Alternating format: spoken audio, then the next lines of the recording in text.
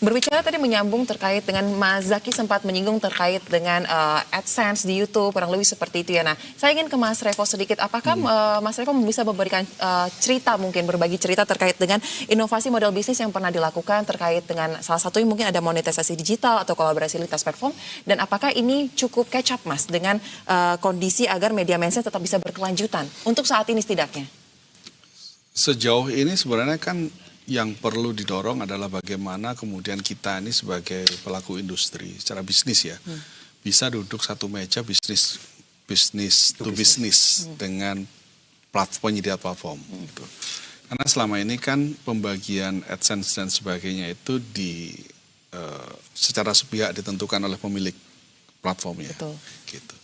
Nah, itu yang salah satu yang tidak fairnya misalnya gitu. Nah, ini kan seharusnya memang ada aturan dari negara yang mengharuskan adil gitu, sehingga ya memang satu sisi bisa diserahkan semuanya lewat mekanisme pasar aja. Ya setiap media harus bisa dealing bisnis to bisnis dengan si platform gitu.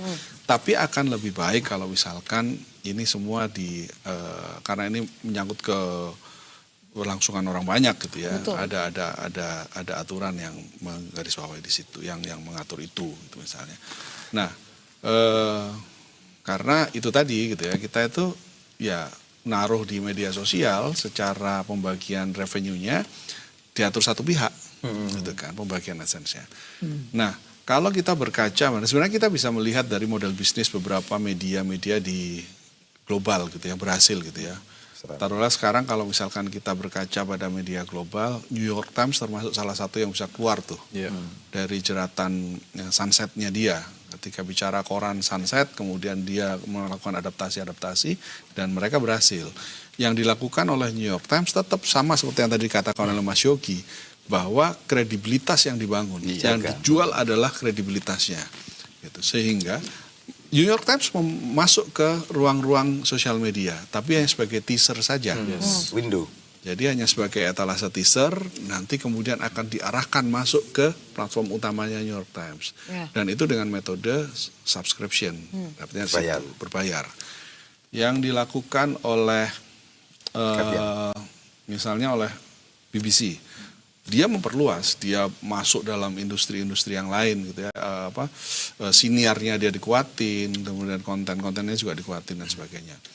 Atau ada beberapa lah model bisnis yang mungkin kita juga harus sama-sama dalam, kalau misalkan kita bicara dalam konteks Hari Pers Nasional ini, mungkin perlu Dewan Pers itu memfasilitasi kita semua kemudian mencari cara baru supaya kita semua bisa tumbuh sehat gitu ya. Apa yang harus dilakukan di tengah persaingan yang teknologi yang sekarang ini.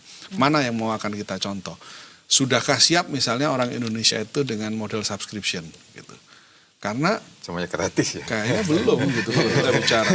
Kompas ID misalnya tempatnya Mas Yogi, itu juga belum juga. Akunnya karena dari kantor. Tempo relatifly dalam konteks yang sekarang itu tumbuh mereka. Tapi memang Tempo sekarang kan punya uniqueness yang berbeda. Iya, betul. Melakukan konten-konten yang beda sendiri lah. Kira-kira. Nah, terkait dengan Tempo nih Mas, sekarang Mas Revo menyinggung ya, kita sepakat Tempo mempunyai tanda kutip uniqueness ya. Nah, tapi apakah bapak-bapak di sini pernah mungkin melihat data terakhir atau memiliki mungkin terkait dengan data kepercayaan dari publik terhadap TV berita untuk era-era saat ini? Karena saya ingin merefleksikan kepada kondisi yang ada di lapangan. Tidak sedikit yang menilai atau yang mengatakan bahwa sepertinya untuk aku pribadi atau gue pribadi, gue udah nggak cari berita lagi lah di media-media mainstream. Karena sepertinya beberapa media ini dalam tanda kutip ya di quote sebagai PR pihak tertentu. Nah, boleh mungkin dari Bang Lalumara seperti apa? Quote PR tertentu. Fungsi media adalah satu mengkomunikasikan, mengglorifikasi bahwa untuk orang supaya optimisme itu selalu ada, muncul ada. Berita-berita baik ya kita harus siarkan. Betul bahwa teori adalah bad news is good news, ya itu hal di sisi lain. Jadi sebagai media dalam situasi seperti ini ya memang kita harus beradaptasi. Kita harus bisa hidup dalam segala musim dan posisinya tetap bahwa ya seperti Mas Yogi bilang, clear bahwa jurnalisme itu sebuah profesi yang kita harus jaga kredibilitasnya. Bahwa menyampaikan berita baik yang tentu memang sudah dikurasi baik ya, kenapa apa salahnya gitu. Dan ya hari-hari ini memang ketergantungan dalam tanda petik kepada hal seperti Pak Yogi, pemerintah ya sangat-sangat besar. Karena apa? Ya pertumbuhan ekonomi seperti ini, spending apalagi pertumbuhan kredit 7-8% yang dibilang Pak Budaya, ya nggak mungkin spending akan ke medianya udah pasti kecil, nggak mungkin. Kita berharap bahwa pertumbuhan kredit itu 22% sehingga orang jor-joran profesi yang akan tambahnya ke media gitu. Kalau sekarang dengan situasi seperti ini yang bagaimana ya hidup adalah harus memilih, Pak. Saya kira itu aja. Baik, nah Bang Yogi mungkin, Mas Yogi mungkin ingin menambahkan terkait dengan hal tersebut, apalagi mungkin kita kaitkan juga ya dengan sedikit terkait data Nielsen. Tadi Bang Lalu Mara sempat menyebut juga di awal tidak mengambil terkait dengan kenyataan gitu, hanya ada di kota-kota besar saja. Kalau tidak salah tadi 11 kota doang. 11 kota. Ya, ya kalau saya ini kaitannya dengan ada ruang redaksi yang dengan satu ya, saya melihatnya begini. Saya yakin pada prinsipnya siapapun orang yang bertugas di redaksi manapun, mereka atas nama profesi jurnalis pasti akan menyandarkan itu kepada prinsip kerja jurnalistik. Semua samalah rata-rata. Bahwa kemudian ada kebutuhan, tadi ada government spending dan sebagainya, nggak apa-apa. Sepanjang satu, dari pemerintah juga dewasa. Bahwa kerja jurnalistik adalah kerja banyak aspek. Kerja mengklarifikasi, kerja melakukan sesuatu untuk kepentingan publik. Jadi ketika ada satu ruang redaksi berpihak kepada publik dalam sisi pemberitaan karena ada satu policy dari pemerintah yang dianggap merugikan, yaitu harus dilihat sebagai bagian dari koreksi. Itu dulu.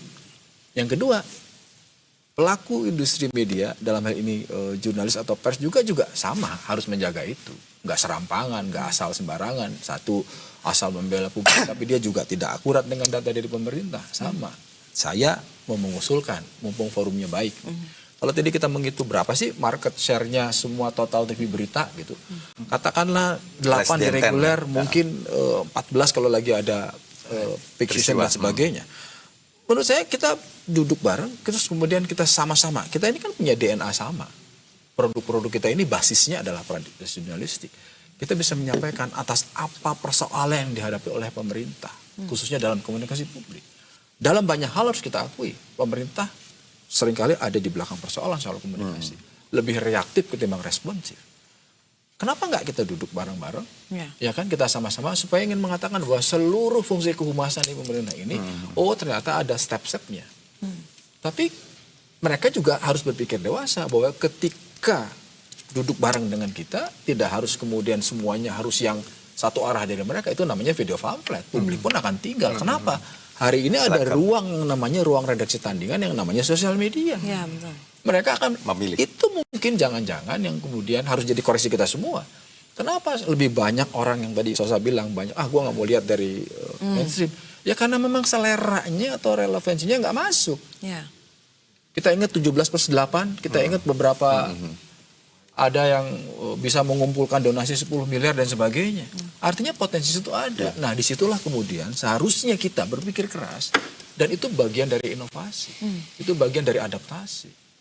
Tanpa mengesampingkan prinsip kerja jurnalistik. Kan kita semua ini menggunakan frekuensi publik kan harus menjadi bagian sukses siapapun pemerintahnya. Tanpa mengesampingkan prinsip kerja jurnalistik. Kenapa? Karena prinsip kerja jurnalistik pada dasarnya pasti mendukung kok semua program itu. Coba aja dibedah satupun dari sisi kontrol, dari sisi apanya. Karena selalu ada distorsi, noise, mengganggu program pemerintah. Kita ini yang dipakai. Tadi Revo memberikan contoh cukup baik ketika rame soal S dan sebagainya viral, ujung-ujungnya ketika mau menjelaskan, mengundang kita. Kenapa? Karena ada infrastruktur, ada situasi yang mereka juga lihat di kita. Betul. Itu yang sebetulnya harus kita jaga sih. Dan kita mau juga lagi. Ya karena kita melihatnya sebagai tanggung jawab kan. Tanggung jawab pers Bang. Mas, tapi hasil risetnya Reuters Institute terakhir itu kan malah pendenggung media sosial itu masuk dalam kategori sebagai politisi kan. Kalau di riset Global Institute itu lebih karena kelembagaannya kan. Iya kan. Artinya sebetulnya kalau misalnya mau ditarik lebih jauh, teman-teman itu juga bisa skeptis juga kan sebetulnya, tidak bisa, cuma iya, itu gitu. iya. Yang kedua tadi itu yang soal tugas pemerintah hari ini sebagai pemerintah modern itu tugasnya kan mengkomunikasikan terus berterusan. Iya. Jadi nggak bisa tuh kamu mengumumkan ini ada MBG terus ditinggal itu enggak. Betul. Dia harus terus mengerus, dikasih ada evaluasi, ada review dan segala macam. Dan karena itu yang bisa melakukan itu ya TV berita karena kita punya ubiquity, kita punya framing itu saya kira itu. Jadi relevansinya tetap ada saya kira. Jauh lebih ini di tengah kondisi hari ini ya, Bu ya. Ya, konsistensi terhadap profesi bahwa kita kita mau menjaga industri ini satu hal. Ya. Tapi kemudian kan kalau TV berita ya bisa dibilang ruhnya kan soal prinsip kerja jurnalistik. Ya. Sejauh mana kita bisa menjaga itu? Kerja jurnalistiknya itu tetap. Iya. Kalau packaging mungkin bisa Medium berubah. berubah. Packagingnya bisa berubah. Cara Ini masak kan beda-beda. Kita paling gampang gini loh. Dulu itu kalau kita ngelihat perkembangan audiovisual ya, dulu itu kita terbiasa. Mungkin zaman saya, Mas Yogi, Zaki, Kita nggak sama bisa lah ya. Kita itu dulu diajarin kalau misalkan film bikin dokumenter, Ya. cut-cutnya tuh tak pelan. Gaya Discovery Pacingnya tuh Channel zaman pelan. dulu. Iya, betul. Atau gaya NSK ya, dari NHK. Tiba-tiba muncul MTV. Yes. MTV yang dia bisa swing, sap, Nabrak garis ini. nabrak garis imajiner dan sebagainya. semuanya. Kemudian gaya MTV style itu masuk dalam cara kita mengkonsumsi audiovisual. Generasinya berubah. Akhirnya TV-TV semua harus membuat konten-konten yang pacingnya cepat. Iya, betul. MTV style. Kamera tidak lagi statis, tidak mesti melulu Moving statis terus. pakai tripod, tapi boleh handheld dan Handheld. sebagainya. Sekarang Checking nggak masalah. sekarang bahkan lebih cepat lagi. Tap. Iya, TikTok betul. kayaknya udah begitu kan. Iya. Nah, mungkin itulah salah satu adaptasi yang harus kita lakukan. Ya. Kontennya tetap secara jurnalistik pakem-pakemnya sama. Substannya Tapi ya, tetap. substannya sama, tapi mungkin packagingnya berubah. Nah, itu yang mungkin salah satu juga itu ya Ya, ya. challenge yang lain.